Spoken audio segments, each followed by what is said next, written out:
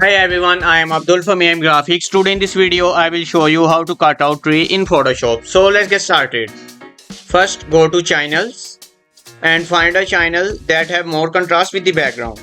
In my case, blue one is good. So make a copy of it and after that press Ctrl L for levels and make it more brighter and make it more darker and hit OK. Now pick a soft round brush and brush with black and increase the opacity and flow to 100% and change the brush mode to overlay. This will help you to darken darker areas and lightens lighter areas. Now switch the brush to white. You can see it only brush the white area.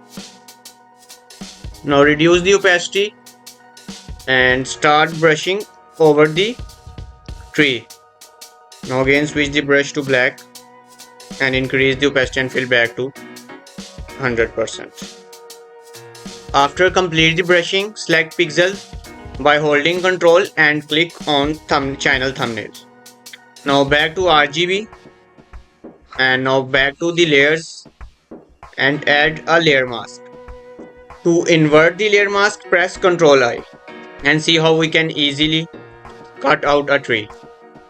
Create a solid color layer and place a solid color below the tree layer. Here is the before and here is the after. Thank you so much for watching. Hope you found this trick helpful.